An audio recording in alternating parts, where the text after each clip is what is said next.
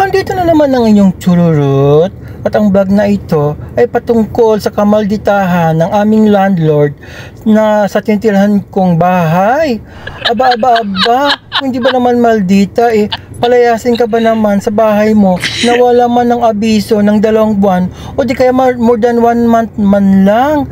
Kaya pala kapag nagbabayad ako ng bahay sasabihin sa'yo na saka na lang o di kaya next week na lang. At yung huling pag-uusap namin ay sabihan ka ba naman na ay may gagawin akong construction sa bahay mo ha.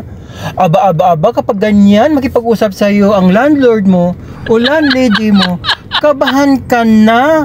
Kasi may balak na taasan ang renta ng bahay mo. Ikaw ba naman, hindi ka ba naman maluka-luka na yung bahay mong tinitirahan ay inuupahan mo lang ng 15,000 real? Tapos kamukat isabihin niya sa'yo na tataas daw niya ng 25,000. Di ba luka-luka?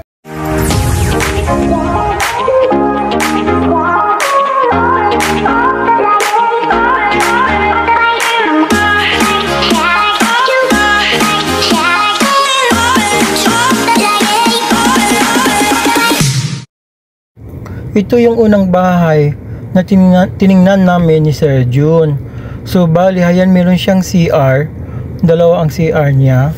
Tapos medyo may kalakihan din yung kanyang mga kwarto dito.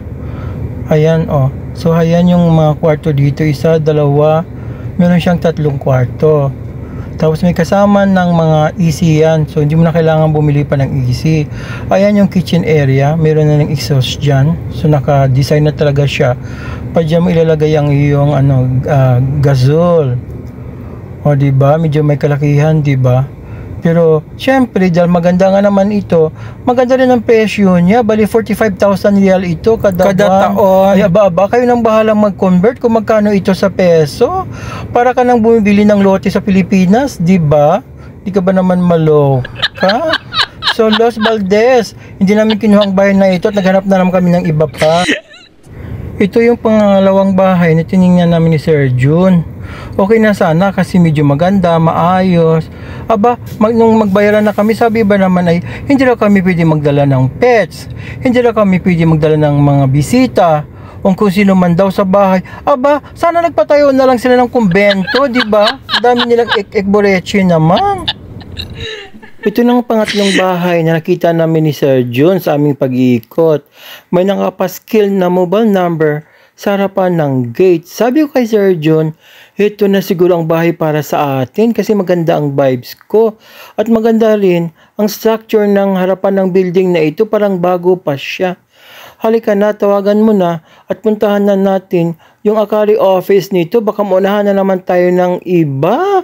Actually guys, Saturday na naman ngayon. Kaya sabi ko kay Sir Jun, let's go. Oh my gosh, sa pang araw na kami naghahanap ng bahay dito sa Riyadh. Pahirapan talaga kasi agawan sa online, sa Akar. Kaya na si Sir Jun at nagmamadali na siyang pakyat doon sa Akari office para sabihin niya sa akin na, Neng, bilisan mo na. Baka munahan pa tayo ng iba. Baka mamaya may nakakuha na naman. Sabi ko, siya, day. Andyan ako sa likuran mo. Buksan mo. Sige, ikaw nga. Adagi.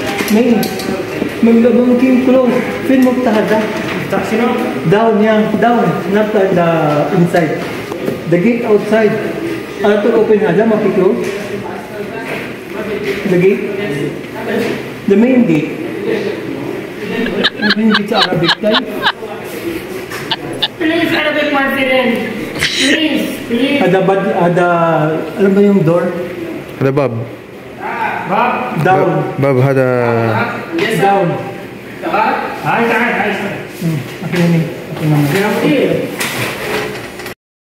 Nakakaloka, yan tagang sagas namin dito sa Saudi Arabia. Kaya marunong kang magsalita ng Arabic. Finally guys, at nakuha din namin ang bahay na Itesh. At ayan na si Mogi, naglinis-linis na siya kasi excited na siyang lumipat.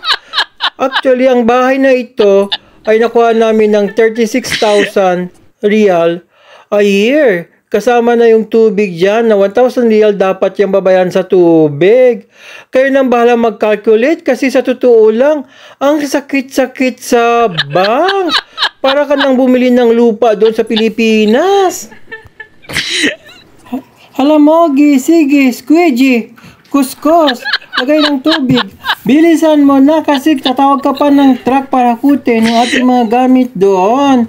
Ang continuation ng vlog na ito guys ay makikita nyo kung paano hakutin yung aming mga gamit doon at kung gaano kalakas at ang mga magbubuhat nito. Maluloka ka talaga sa kanila at least may heads up kayo kung ano mangyayari kapag naglipat na kayo ng mga bahay nyo. Ito na yung truck na kinuha ni Mogi para maghakot ng aming mga kagamitan. So bali ang bayad namin sa kanila ay 350 real at sila nang bahalang maghakot lahat ng mga gamit nyo. At least wala na kayong poproblemahin pa. So tatlo silang maghakot ng iyong mga gamit mula doon sa inalisan mong bahay papunta doon sa lilipatan mo. Tingnan mo naman kung gaano sila kalakas, di ba? Kaya nila magbuhat ng gamit mag-isa lang. At hayan na, sila na rin ang bahalang mag-disassemble ng mga malaki mong cabinet, pati din yung kama mo. At sila na rin ang bahalang mag-assemble niyan pagdating doon sa bago mong bahay. Napakabilis ng mga kilos nila kasi sanay na sila. Kaya wala na kayong poproblemahin pa. Ayan pati ref na malaki kaya niyang buhatin, di ba? Super lakas talaga nila. At ayan ang mga na-disassemble kong mga cabinet. Kaya mas maigi na yung ganito kaysa sa masunugan ka. Alam ko kung gaano kahirap ang lumilipat ng bahay. Pero may choice ba ako? Sa akin ba naman ng upa ko? Wala ka talagang choice kundi umalis talaga sa maldita kong landlady. Di ba?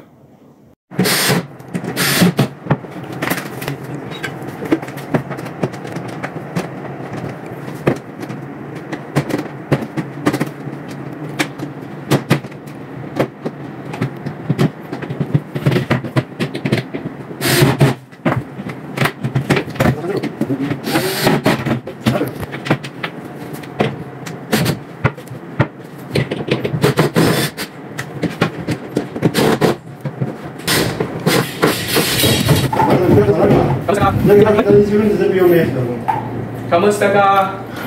Say hi. Hoy, tell them.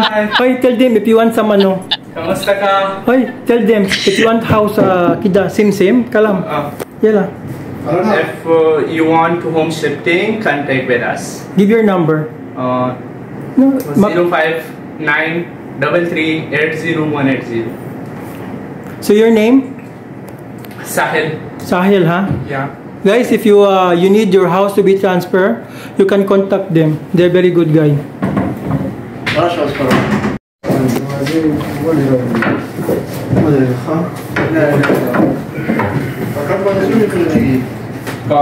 Katmari?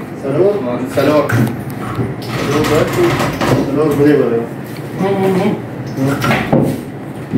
Salor मिलेगी? Almost और शीशा भी करें मंदिर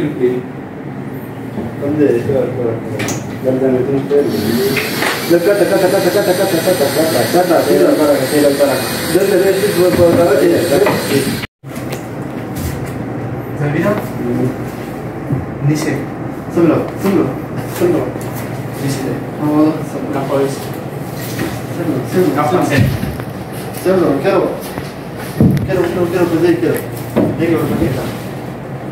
Quiero सही है ना मुझे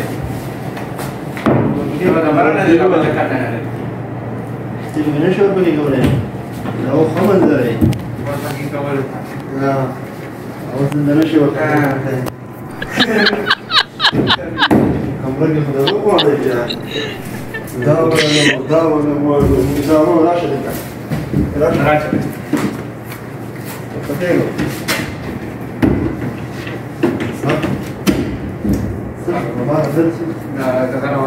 أو بدأت تختار ولا؟ كمان كده. بعدين ما نبي كل دي.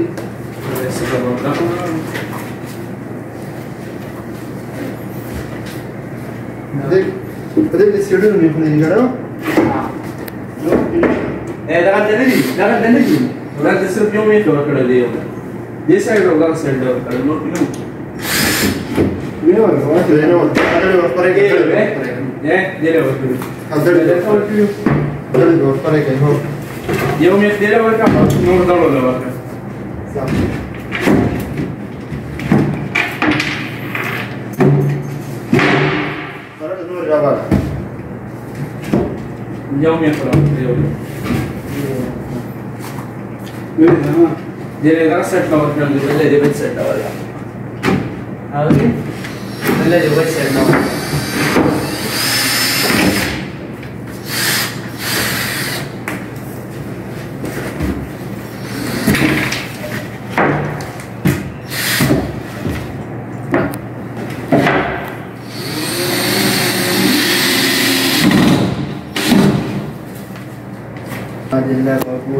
Yo, million subscriber in.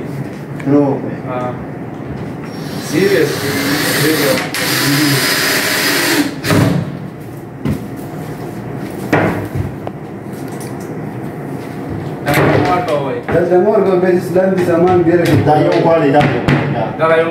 Make strong ha? Too much strong problem.